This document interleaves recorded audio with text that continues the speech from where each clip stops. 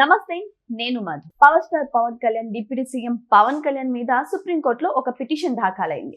అయితే ఆ పిటిషన్ ని వాదించినటువంటి సుప్రీంకోర్టు కూడా పవన్ కళ్యాణ్ కి పాజిటివ్ గా తీర్పు ఇవ్వడం అయితే జరిగింది. అసలు ఏంటి ఆ పిటిషన్, ఎవరు వేశారు, అయితే ఈ కొండలరావు ఎవరు, ఈ రోజు మనం తెలుసుకుందాం. ప్రస్తుతం మనతో పాటు ఉన్నారు senior journalist doctor Durga Vadlamani గారు. వారిని అడిగి మరిన్ని విషయాలను తెలుసుకుందాం. నమస్కారం. నమస్తే అండి. మేడం, పవన్ కళ్యాణ్ గారి మీద సుప్రీంకోర్టులో ఒక పిటిషన్ దాఖలైందంట. అది పాజిటివ్ గానే వచ్చింది అనుకోండి, కానీ అసలు ఈ కొండలరావు ఎవరు మేడం? ఆయన కేసు పెట్టారంట. అసలు ఏం కేసు, ఏం జరిగింది? అంటే కాదండి, అసలు ఇలాంటి కేసులు ఎందుకు వేస్తారు? ఇప్పుడు అసలే సుప్రీంకోర్టులో హైకోర్టుల్లో కేసులు పెండింగ్లో ఉంటున్నాయి. ముఖ్యమైన కేసులకే దిక్కు లేకుండా ఉంది. జడ్జీల నియామకాలు ఇంకా జరగాలని అంటున్నారు. ఈ టైంలో ఏమి కొండలరావు అని ఒక రిటైర్డ్ రైల్వే ఉద్యోగి, విజయవాడకి చెందిన ఆయన వేశాడు. ఎందుకు మీరు ముఖ్యమంత్రి ఫోటోతో పాటు పవన్ కళ్యాణ్కి ఎటువంటి రాజ్యాంగ హోదా లేదు కదా, ఇంచుమించు ఆయన ఫోటో అన్ని ప్రభుత్వ ఆఫీసుల్లో పెట్టారు, 12,000 సచివాలయ కార్యాలయాల్లో పెట్టారు. ఎందుకు పెట్టారు? డబ్బులు దండక్ కదా అని ఈయన కోర్టుకు వెళ్ళాడు. ఫస్ట్ హైకోర్టుకి వెళ్ళాడు ఈయన.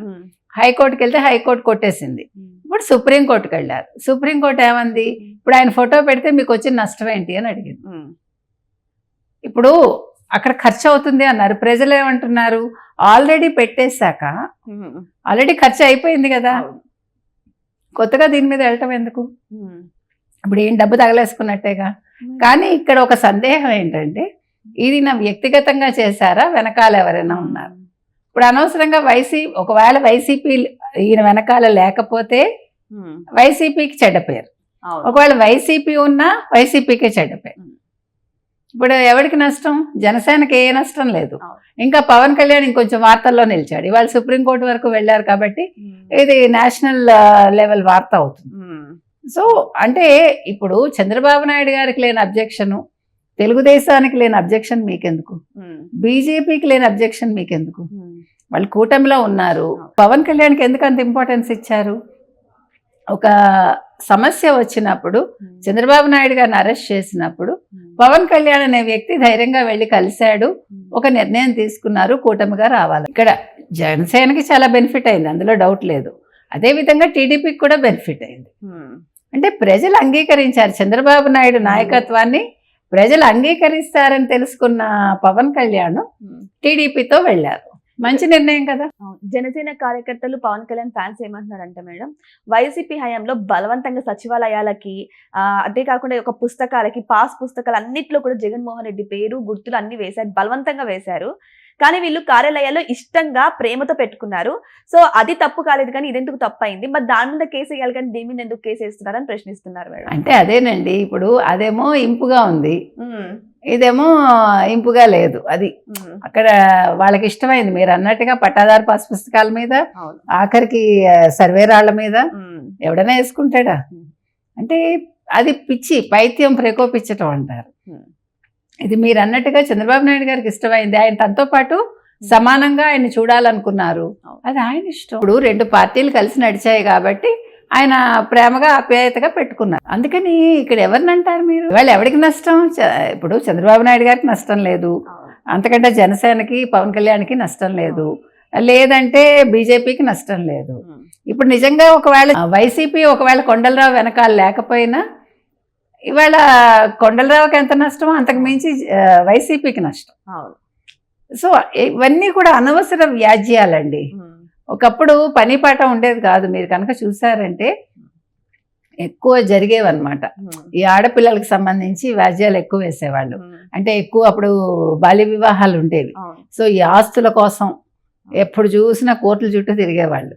అలాగా ఇప్పుడు ఇది పనికి అప్పుడంటే ఆ ఇష్యూ వేరు. ఇప్పుడు అలా కాదు, నిల్చుంటే కేసు, కూర్చుంటే కేసు. కోర్టులు కూడా ఏం చేస్తాయి, ఇంతమంది లాయర్లు ఉంటున్నారు, ఇవాళ ప్రతివాడు లాయరే. ఇంకొక ఇదేంటంటే ఆ లాయర్స్లో కూడా మళ్ళీ పార్టీల వైజ్ లాయర్లు కదా. అందుకని ఇవన్నీ అనవసరం అండి. మనం ఎందుకు కోర్టుకు వెళ్ళాలి, ఎందుకు మన సొమ్ము తగలేసుకోవాలి? వాళ్ళు పెడితే పెట్టారు. మీరు ఇందాక అన్నారు, అసలు ఎన్ని ఆఫీసులకి వేసి కలర్స్ మార్చమని కోర్టు చెప్పి అది ఎంత నష్టం, అప్పుడు ఎంత డబ్బులు వేస్ట్ అయ్యాయి. అంటే నేను అనేది ఒకటండి, ఏ పార్టీ వచ్చినా ఆ పార్టీ రంగులు మీరు ప్రభుత్వ పథకాలకి వాడొద్దని చెప్తున్నాము.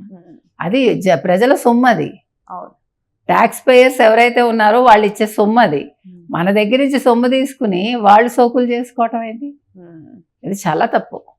అంటే మీరు ఇంకొకటండి, కొంచెం లో ప్రొఫైల్లోనే పార్టీలు ఉంటే అది బాగుంటుంది, ప్రజలకు కూడా ప్రశాంతంగా ఉంటుంది. ఈ రంగులతోటే ఇప్పుడు ఏమైపోయిందంటే రంగులు అనేవి పార్టీలను శాసిస్తున్నాయి, జీవితాలను శాసిస్తున్నాయి. ముఖ్యంగా ఈ పార్టీలను నమ్ముకున్న కార్యకర్తలు ఈ రంగులకి బలైపోతున్నారు. నా ఉద్దేశం అయితే అది.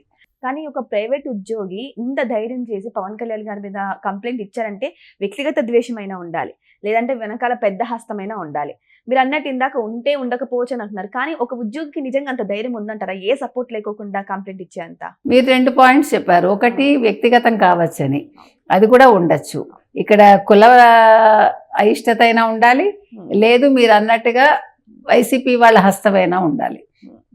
అది ఏంటి అనేది తెలుసుకుంటే బాగుంటుంది. అంటే ఒకవేళ జనసేనకి ఇంట్రెస్ట్ ఉంటే వాళ్ళు తెలుసుకుని దాన్ని బయట పెడితే ఇలాంటి ఫ్యూచర్లో జరగకుండా చూడొచ్చు. సో ఏదేమైనా సరే ఇప్పుడు అనవసరమైన కేసు మాత్రం సుప్రీంకోర్టు వరకు వెళ్ళడం జరిగింది. మరి సుప్రీంకోర్టు అయితే ఈ యొక్క కేసుని కూడా తీసుకొని సునాయాసంగా పరిశీలించి దాని గురించి కూడా అంటే పెట్టుకుంటే తప్పేంటి అన్న రీతిలో అయితే స్పష్టంగా తీర్పునివ్వడం అయితే జరిగింది. మరి కానీ ఇక్కడ తెలుసుకోవాల్సిన విషయం ఏంటంటే ఒక ప్రైవేట్ ఉద్యోగి అంటే కొండలరావు అనే ఉద్యోగి మరి కంప్లైంట్ ని సుప్రీంకోర్టు వరకు ఎందుకు తీసుకెళ్లారు? ఇంత చిన్న విషయాన్ని ఎందుకు అంటే సమాజంలో చాలా పెద్ద విషయాలు ఉన్నాయి, కానీ ఇంత చిన్న విషయాన్ని కూడా సుప్రీంకోర్టు వరకు తీసుకెళ్లి మరి కోర్టు సమయాన్ని వృధా చేశారా, లేకపోతే వ్యక్తిగతంగా ఏమన్నా కక్ష సాధింపుల కోసం ఇలాంటివి చేశారనేది ఇంకా తేలాల్సింది. మరి వెయిట్ చేసి చూద్దాం ఏం జరగబోతుందని. Thank you so much. Thank you.